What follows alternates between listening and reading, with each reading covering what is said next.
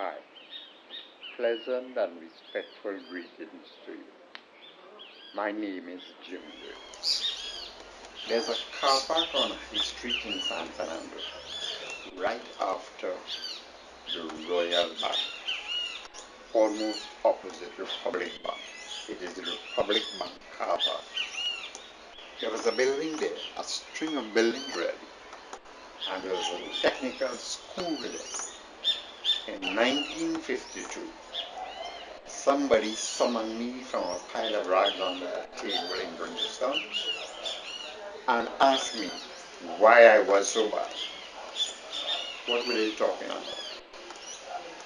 Well, I was out of control, and later I learned that if a boy is out of control, they could take him before the magistrate, have him declared out of control, and incarcerate him at the Dodge. I understand the Dodge is now called the Youth Training Center. But why were they asking me why was I so bad? They had sent me to write an entrance exam for the technical school by announcing that I was going to go to the technical institute to learn some techniques. It was called the Junior Technical School at the time. If you're an Anglican, you'll be glad to hear that the history of that school, it was started by a man called Archdeacon Streetley. You know, Archdeacon Phil Isaac in the Tobago.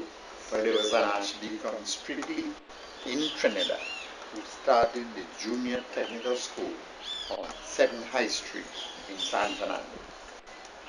Well, I'd written the exam, and they were quarreling about me about how terrible I was.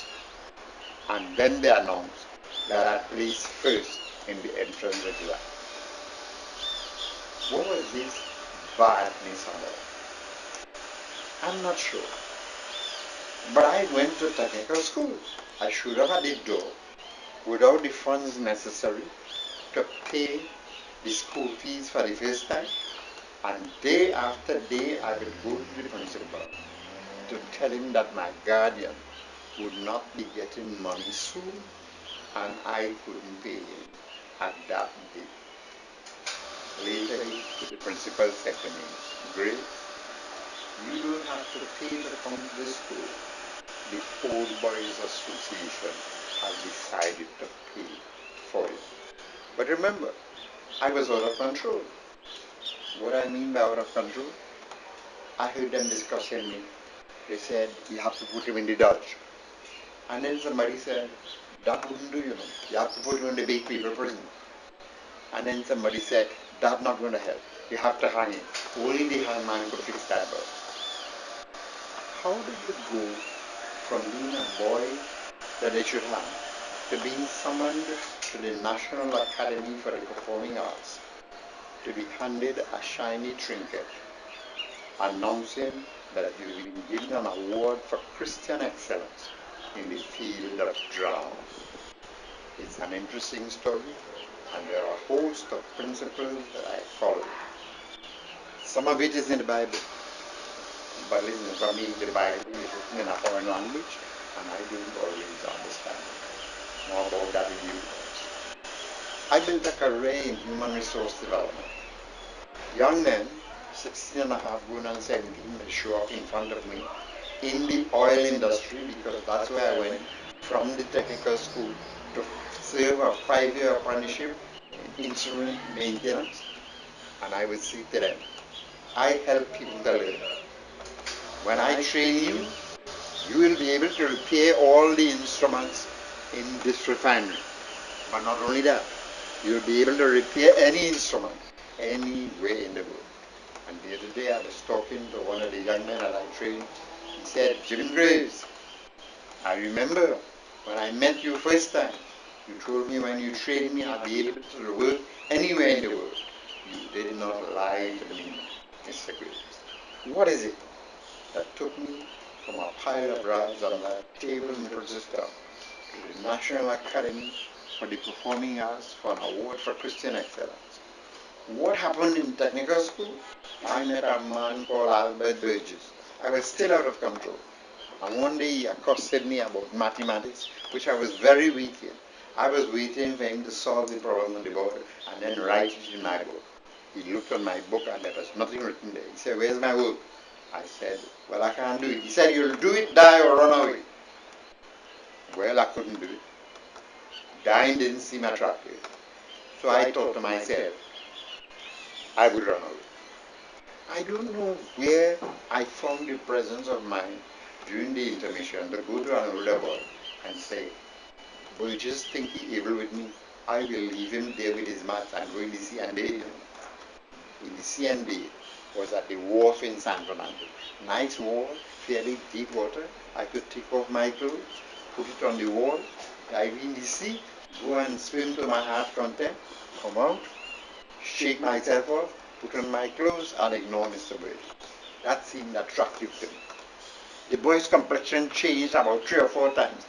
Panic registered in his face, and he said, "Don't do that." I said, "Why?" He said, "Burgess as a man will come down by the sea and take up your clothes and put it in the principal's office." I said, "What?" He said, "Yes." I said, "But he can't do that." He said, "He can't do that. You go in the sea and you'll see what will happen to you." I stood there, transfixed, trying to imagine all kinds of ways to come back and get my clothes in the principal's office. And then the boy said, "And don't think you could come here after school and get your clothes here, because just now, when 5 o'clock comes, other boys will be coming for night school." I said, "What night school?" He said, "It has boys who leave the school already and working in industry, and they come in here to go to class anytime now." I, I stood there one day. I said, "When the class is over?" He said 8:15 in the night. Good God. I could only see myself walking in the hall together through the streets of San Fernando, going to my aunt's residence at the corner of Keith and Mucarapo Street, opposite Davy Cinema, near the market in San Fernando. I couldn't think of a more terrible thing that could befall me.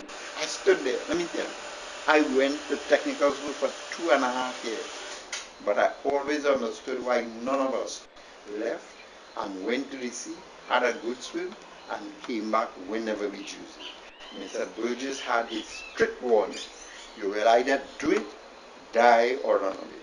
Well, I'm not a disciplinarian like Mr. Greaves, but I've interacted with young men and women, and many of them have gone on to be peak performers. You don't have to learn to read, you don't have to learn to write, you don't have to be good in maths, you don't have to be special at anything. You just have to want something and develop a hunger for it.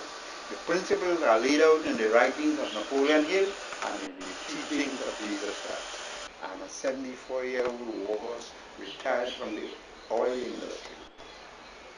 But there are some things I know that young people have not yet learned. Thank you. God bless you. Best wishes to you.